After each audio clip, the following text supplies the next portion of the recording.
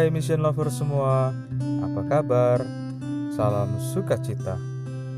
Hari ini, di tanggal 16 Oktober, kita akan mendengarkan kisah tentang Santo Cornelius dan Santo Cyprianus. Penasaran dengan kisahnya? Markisi yuk, mari kita simak. Lahir di Roma dan meninggal di Civitavecchia, Italia. Menjadi paus dari bulan Maret 251 hingga Juni 253. Cornelius, penduduk asli Roma, terpilih sebagai paus karena kerendahan hati dan kebaikannya. Setelah periode kekosongan karena penganiayaan yang kejam terhadap Decius, bidat Novitian menentangnya dengan melepaskan skisma, tetapi Cornelius diakui oleh hampir semua uskup. Pertama-tama, Santo Cyprianus.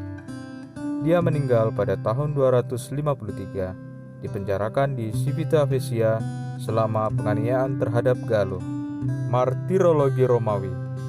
Kenangan para martir suci Cornelius, Paus dan Cyprian, uskup yang pada tanggal 14 September deposisi yang pertama dan sengsara yang kedua dikenang. Sementara hari ini dunia Kristen memuji mereka dengan satu suara sebagai saksi cinta akan kebenaran yang tidak mengenal menyerah, yang mereka anut pada saat penganiayaan di hadapan gereja Allah dan dunia. Cornelius dan Cyprianus dikenang oleh gereja pada hari yang sama. Kita tahu dari Cyprian muda bahwa ia dilahirkan sebagai seorang pagan di Kartago sekitar tahun 210. Dibaptis sekitar tahun 245, pada tahun 249 ia menjadi uskup Kartago. Pada tahun 250, Kaisar Decius memerintahkan agar semua rakyat menghormati dewa-dewa pagan dengan mempersembahkan korban atau bahkan hanya dengan membakar dupa.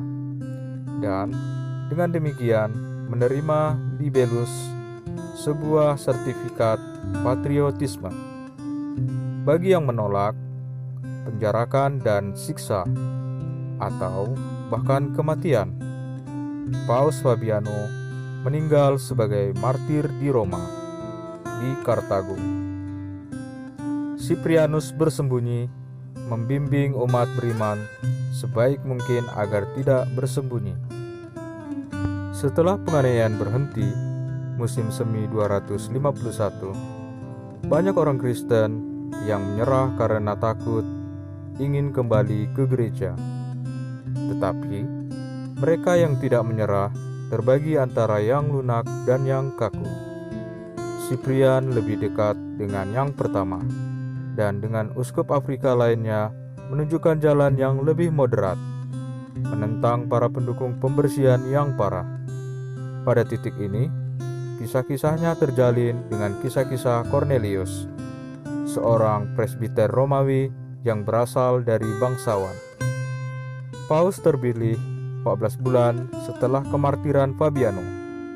Ia mendapati dirinya menghadapi perpecahan yang disebabkan oleh Imam Novatian yang terpelajar dan dinamis, yang memerintah gereja Roma pada masa kekosongan. Novatian menuduh Cornelius lemah yang berada di garis Cyprian dan memberikan kehidupan kepada komunitas pembangkang yang akan bertahan hingga abad ke-5. Dari Kartago, Cyprianus bergabung dengan Cornelius dan berperang melawan Novatianus, menegaskan kesatuan gereja universal, bukan hanya keharmonisan pribadi dengan Paus Cornelius. Cyprianus dimulai dari kesatuan orang Kristen, pertama-tama dengan uskup masing-masing dan kemudian para uskup dengan Roma sebagai prinsipal sede, yang didirikan di atas Petrus, kepala para rasul. Kaisar Decius terbunuh dalam perang.